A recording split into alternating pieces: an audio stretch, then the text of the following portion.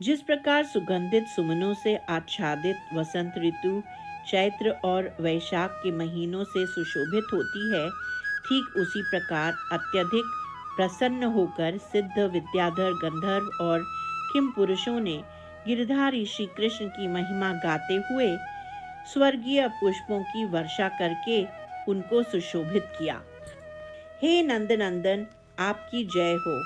आनंदमय मधुरता से संतृप्त श्री वृंदावन धाम की जय हो। हे कृष्ण, आप में अद्वितीय आश्चर्यजनक गुण हैं। आपके चरण कमलों की सेवा का शुद्ध आस्वाद शुद्ध भक्तों के हृदय को असीम आनंद से भर देता है। आपका सर्व आकर्षक दिव्य श्री अंग अमृत से भी अधिक मधुर है। आपके रत्नमय नखों की कांति आपके निज परिकरों के सभी दुखों को हर लेती है। आपका यश त्रिभुवन में असीम रूप से फैला हुआ है। हे श्रीधर, हे शांत चित्त, हे व्रजनागर, हे आकर्षक नील कमल, आपकी सदैव जय जयकार हो। यदि कोई एक बार भी यह कहता है, मैं आपका हूँ, आज के दिन से मैं आपके प्रति पूर्ण रूपेण समर्पित हो चुका हूँ, वह बद्ध जीव आपकी कृपा से तत्काल ही इस भौतिक संसार को पार कर जाता है। जो लोग आपके जन्म और मृत्यु के दुखों को दूर करने वाले चमत्कारी चरण कमलों की सेवा करते हैं, उन्हें आप क्या पुरस्कार देते होंगे? हमारे लिए यह अनुमान लगाना असंभव है। हे गोकुल बंधु, आपकी सेवा और यशोगान उन शुद्ध भक्तों द्वारा किया जाता है जो बुद्धिमान और शाश्वत रूप से मुक्त हैं। हे देवाधिदेव, आपका दिव्य व्यवहार पूरे ब्रह्मांड को आश्चर्यचकित करता है।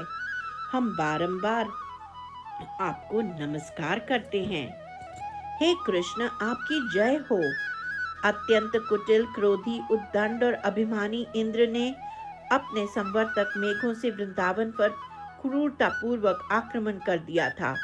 ब्रजवासियों ने आपसे सुरक्षा की प्रार्थना की, अतः आपने अपनी इंद्रनीलमणि सदृश भुजा से तेजस्वी ध्रुव से गिरिराज को धारण कर उन्हें विनाश से बचाया। आपने अपना हस्तकमल एक अद्भुत शैया के रूप में गिरिराज को समर्पित किया और उन्होंने उस पर विश्राम किया। हे प्रभु, आपने अपने हाथ को कंदुक खेलने की गेंद के समान गिरिराज के लिए शैया रूप बना लिया था। आपके द्वारा इंद्र का गर्व भी छोटा एवं विकल्प से रहित हो गया था। आप स्वयं तो अखिल ब्रह्मांडों के अधिपति हैं और अनेक ब्रह्माओं के सर पर धारण करने योग्य मुकुटमणि के समान हो। हे व्रज जन बंधो, हे करुणा सिंधो, आप अपने स्नेही जनों को सुख देने के लिए भूमि पर विहार करते रहते हो। आप त्रिभुवन मनोहर हो, अपने दिव्य तेज में ही सदा विराजमान रहते हो। इतने पर भी जिसका संसार बंधन अतिशय दृढ़ है, वह मदांग व्यक्ति ही आपका भजन नहीं करता, अन्य सभी तो करते ही हैं। हे प्रभु, आपकी सदा जय जयकार हो। आपने गोपियों के हृदय में उज्जवल प्रेम का बीज रोपा है।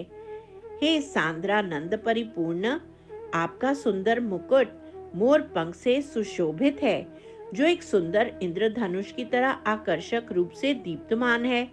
आप सदैव प्रेम की मधुरता को मतकर मधुर मादक पेय रचते हैं और फिर अपने अंतरंग पार्षदों के साथ उस आनंद का आस्वादन करते हैं। आपकी जय हो। हे कृष्ण, आपकी जय हो, जय हो। अपने अनुरागियों के ऊपर आप सदा तृष्णा से युक्त रहते हैं, शत्रुओं के ऊपर उग्र बने रहते हो, धनवानों के ऊपर अथवा युद्ध में उपस्थित होने वालों के ऊपर आप अजेय बने रहते हो। अतएव हे धीर, हे व्रज के श्रेष्ठ वीर, हे गोप जाति में श्याम शरीर प्रकट करने वाले प्रभु, आपकी सदा जय जयकार हो। आपके भक्त आपके चरण कमलों पर सुशोभित मधुकरों के समान हैं। उन्हें धर्म, अर्थ, काम, यहाँ तक कि मोक्ष की भी अभिलाषा नहीं होती। जो आपकी सेवा में समर्पित हैं, वे कभी भी पति, पत्नी, संतान आदि का आनंद लेने का प्रयास नहीं करते। ऐसे भक्तों के लिए आप ही पति, संतान, गुरु और धन हैं। आप उनकी प्रसिद्धि, गौरव और उनके जीवन के अंतिम प्रयोजन हैं। आप इंद्र के पर्वत रूपी गर्व को खंड खंड करके चकनाचूर कर देने वाले हैं। जैसे राजा के मुकुट में रत्न बड़े मजबूती से खंचित होते हैं, वैसे ही आपके विरोधी जन इस भौतिक प्रकृति के कारागार में जकड़े रहते हैं और माया के द्वारा कसकर बंधे हुए रहते हैं। हाय, जो मिथ्याभिमान से भरा है, उसकी क्या गति होती है। हे गोकुल बंधु, हे करुणा सिंधु, हे विश्वेश, आप अपनी अचिंत्य शक्ति से आत्मसमर्पित आत्माओं का पालन पोषण करते हैं, जबकि जो लोग अहंकार की जेल में बंद हैं, उन्हें कभी भी आपके चरण कमलों की सेवा का सौभाग्य प्राप्त नहीं होता है। निसंदेह आपका श्री अंग पूरी तरह से दिव्य है। यह सभी सृष्टियों का मूल है और करुणा से सुशोभित है। आपका अतुलनीय सुंदर रूप, असीम महिमा और अनंत आध्यात्मिक उल्लास का स्तोत्र है। आप भक्ति योगियों के वास्तविक भाग्य हैं, क्योंकि वे अपने हृदय में वास्तविक परमानंद चाहते हैं। गिरिराज धरन की जय। गिरी गोवर्धन की जय।